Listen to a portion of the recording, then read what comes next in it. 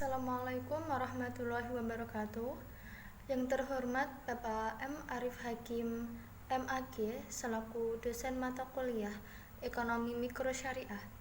Sebelumnya, perkenalkan, saya Cynthia Ayu Fitriani dengan NIM 20205-110.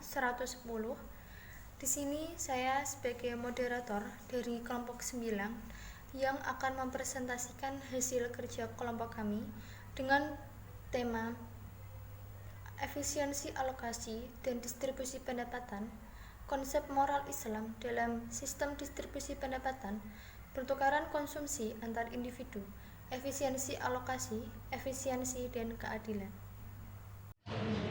Distribusi pendapatan. Distribusi atau pembagian adalah klasifikasi pembayaran berupa sewa, upah, bunga modal, dan laba yang berhubungan dengan tugas-tugas yang dilaksanakan oleh tanah, tenaga kerja, modal, dan pengusaha.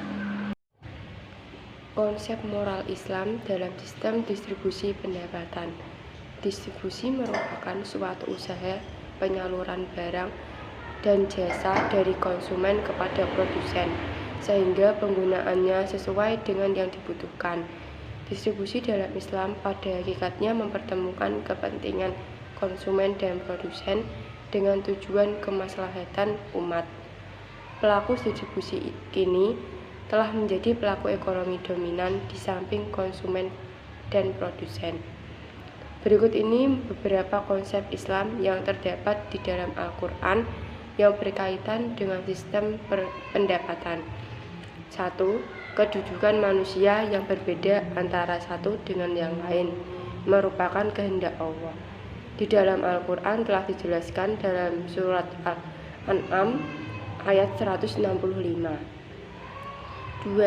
Pemerintah dan masyarakat mempunyai peran penting untuk mendistribusikan kekayaan kepada masyarakat. Hal tersebut juga telah dijelaskan dalam Quran surat Ad-Dariyat ayat 19. 3. Islam menganjurkan untuk membagikan harta lewat zakat, sedekah, infak, dan lainnya guna menjaga keharmonisan dalam kehidupan sosial. Terdapat dalam Quran surat Al-Hasyr ayat 7. Pertukaran dan keseimbangan konsumsi antar individu. Pada pertukaran dan keseimbangan konsumsi antar individu dapat diasumsikan pada dua individu yang mengkonsumsi dua macam komoditas yang total penawarannya tetap. Dapat dilihat pada gambar di atas. Panel A dan B adalah ruang konsumsi untuk masing-masing individu. Titik origin atau titik awal konsumsi untuk individu A kita sebut QA, dan untuk individu B kita sebut saja dengan QB. Untuk memperoleh keseimbangan antar individu, maka kita gabungkan kedua ruang konsumsi tersebut. Caranya adalah dengan memutar ruang individu 180 derajat. Maka kita akan mendapatkan sebuah kotak yang berisikan ruang konsumsi untuk kedua individu. Efisiensi alokasi. Efisiensi alokasi sering disebut Pareto Efficiency. Pareto adalah ekonom Italia yang menulis konsep ini 130.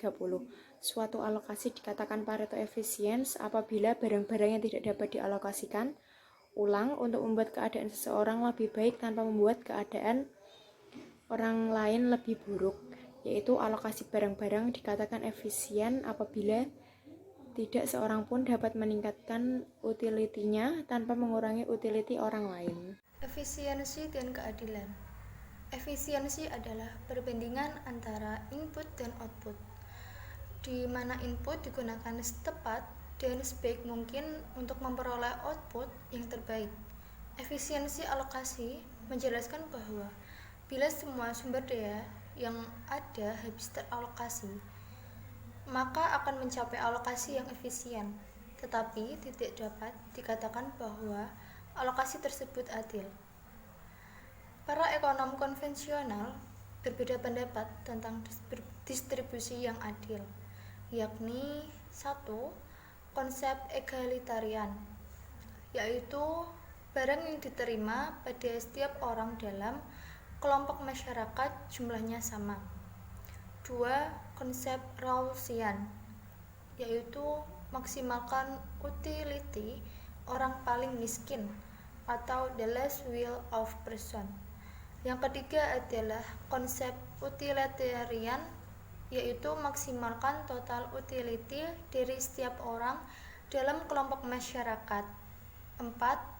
Konsep market oriented, hasil pertukaran melalui mekanisme pasar adalah yang paling adil. Sekian presentasi dari kelompok kami. Apabila ada kekurangan, mohon dimaafkan. Wassalamualaikum warahmatullahi wabarakatuh.